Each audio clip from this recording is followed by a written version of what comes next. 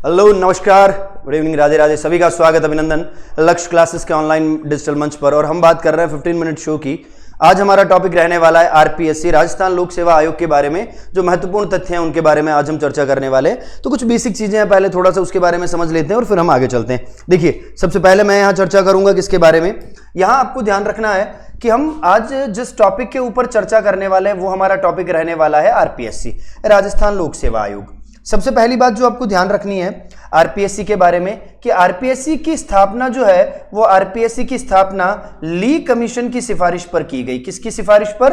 ली commission की सिफारिश पर आरपीएससी की स्थापना की गई। लेकिन याद रखना, अगर व्यवस्थित तौर पर बात करूं मैं तो ली कमीशन ने कहीं पर भी ये नहीं कहा कि भाई साहब राज्यों में होना चाहिए। ली कमीशन ने केवल और केवल किसके बारे में कहा? उन्होंने केंद्र के बारे में कहा कि भाई साहब केंद्र में ऐसी स्थिति हो कि केंद्र में जिस व्यवस्था की हम बात कर रहे हैं वहां पर केंद्रीय लोक सेवा आयोग बनाया जाना चाहिए।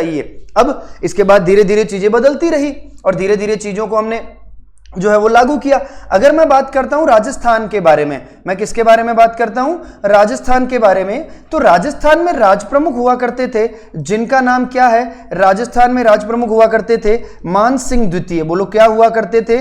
मान सिंह द्वितीय। राजस्थान में राज प्रमुख का नाम क्या है? मान सिंह द्वितीय। मान सिंह द्वितीय के द्वारा 16 अगस्त याद रखिएगा 1949 को एक अध्यादेश जारी किया गया। कौन से नंबर का? इनके द्वारा एक 28वां अध्यादेश जारी किया गया। बोलो, कौन सा किया गया?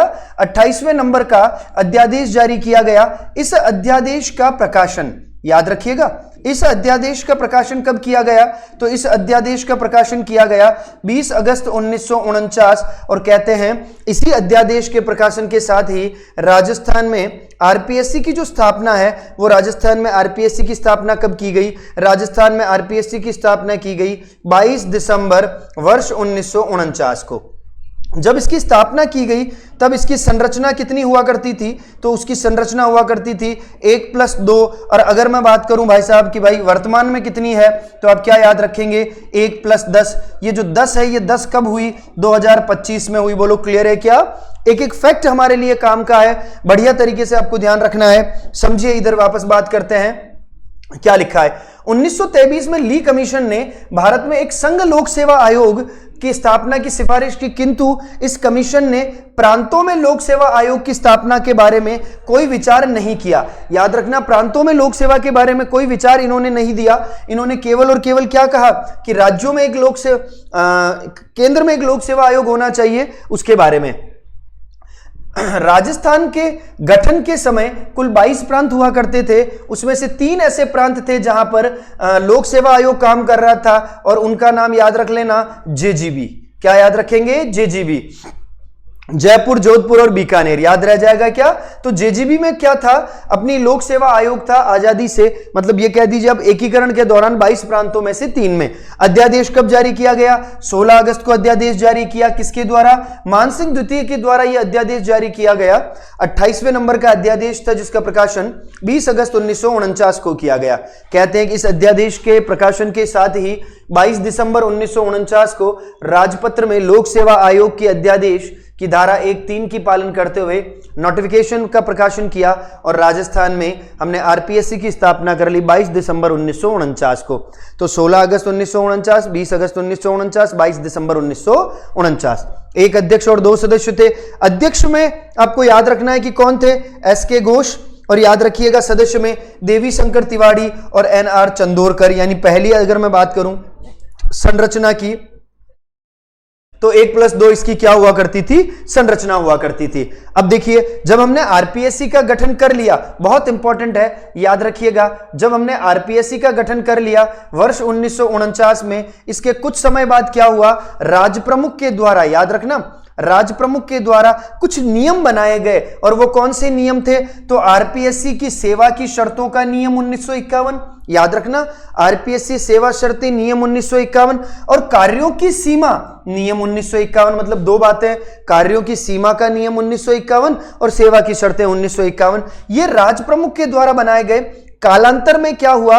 राज्यपाल ने इनके लिए नियम व विनियम बनाए 1963 और अधिनियम बनाया गया अध्यादेश 1975 का अध्यादेश जो 1976 में लागू हुआ।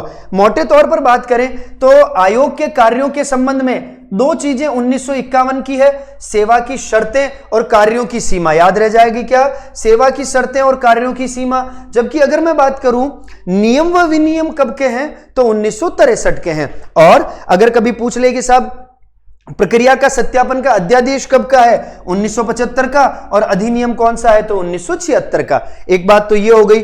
अब फिर बात करते हैं ये आयोग जो है, इस आयोग का अधिकार किन किन अनुच्छेदों पर है? अनुच्छेद 16, अनुच्छेद 234 और अनुच्छेद 315 से लेकर के अनुच्छेद 323 तक। याद रखना, क्योंकि हम जब आरपीएससी के बारे में बात करते हैं ना, तो आरपीएससी के बारे में आपको ध्यान रखना है कि आरपीएससी का जो उल्लेख है वो उल्लेख कहां से कहां तक है? अनुच्छेद 315 से लेकर अनुच्छेद 323 तक हमें उल्लेख मिलता है आरपीएससी के बारे में। क्लियर है? देखो 16, 234, 315 से 323। वर्तमान में संरचना 1+10 कब बनाई गई? 2025 में। बोलो क्लियर है? याद रह जाएगा।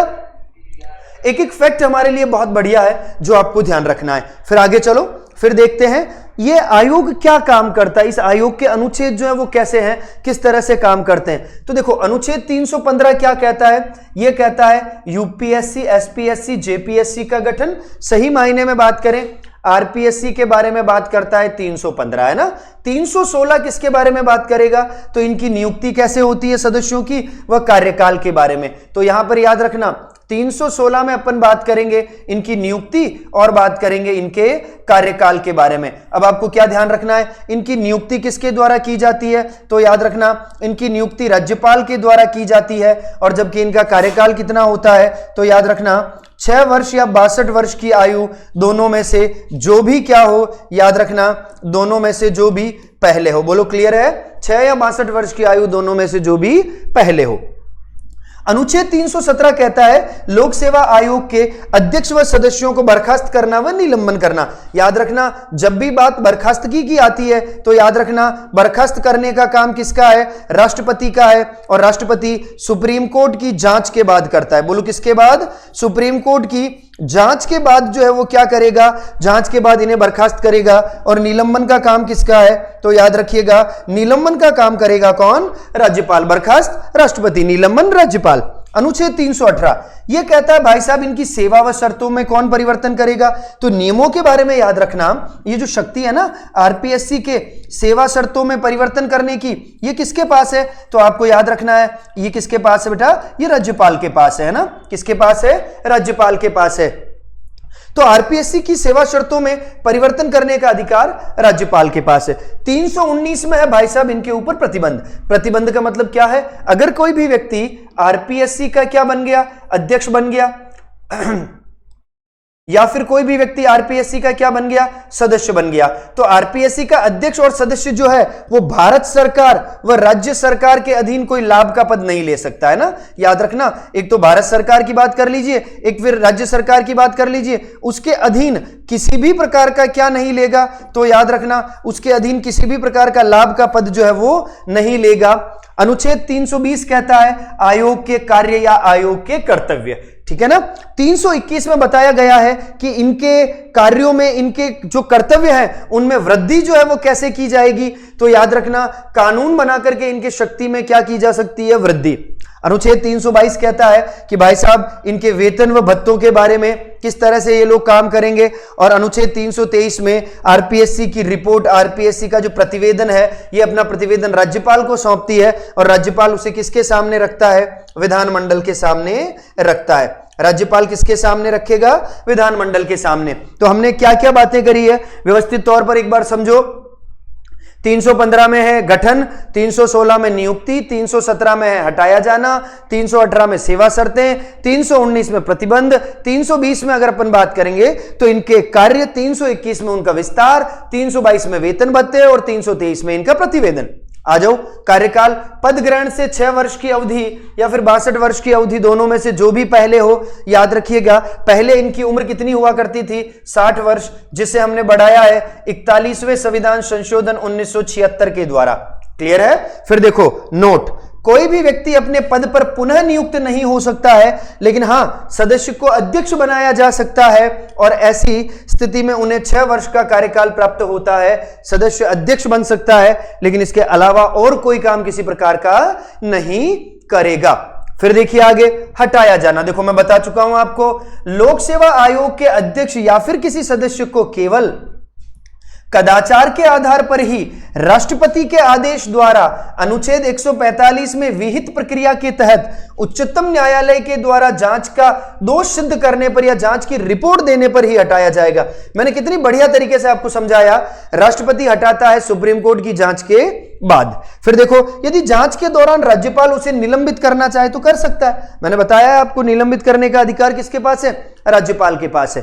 फिर देखो त्यागपत्र, है ना। फिर देखो त्यागपत्र, अध्यक्ष और सदस्य अपना त्यागपत्र किसको देते हैं? राज्यपाल को दे सकते हैं, है ना। और कोई सदस्य पदावधि की समाप्ति पर उस पद पर पुनः नियुक्त का पात्र नहीं होगा। एक बार आपका कार्यकाल पूरा हो जाए तो आप दोबारा उस पद पर नियुक्त नहीं किए जा सकते हैं।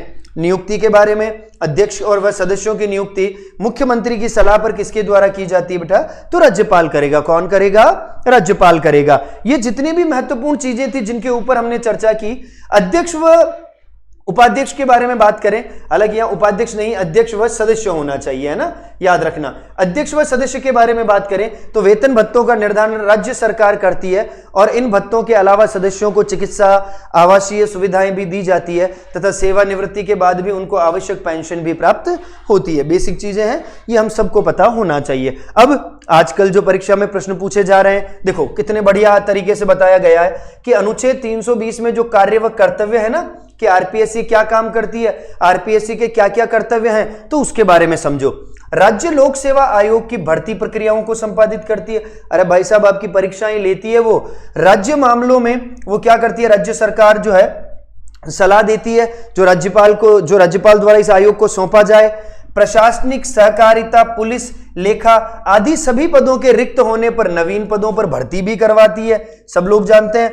अपना वार्षिक प्रतिवेदन राज्यपाल को सौंपती है, परीक्षा का आयोजन करवाती है, अनुशंसा करती है, परामर्श करती है और भर्ती संबंधी कार्यक्रम करती है। कुल मिलाकर के आरपीएससी प्रशासनिक पदों व अन्य लोक सेवकों के संबंध में काम करती है, जिसका उल्लेख अनुच्छेद 320 में व्यवस्थित तौर पर बताया गया है। अब जहां से परीक्षा में प्रश्न कभी कभार पूछ लिया जाता है, देखो राजस्थान के पहले अध्यक्ष कौन है? तो याद रखना एस के घोष हैं, और ये एस के घोष के कौन से हैं? तो अस्थायी है। बोलो कौन से हैं? अस्थायी। सर्वाधिक कार्यकाल देवी शंकर तिवारी का है, न्यूनतम कार्यकाल पप्पू सिंह यादव का है। वे अध्यक्ष जो सचिव भी रहे, एन के बैरवा। कार्यवाहक अध्यक्ष अब तक कितने लोग रह चुके हैं?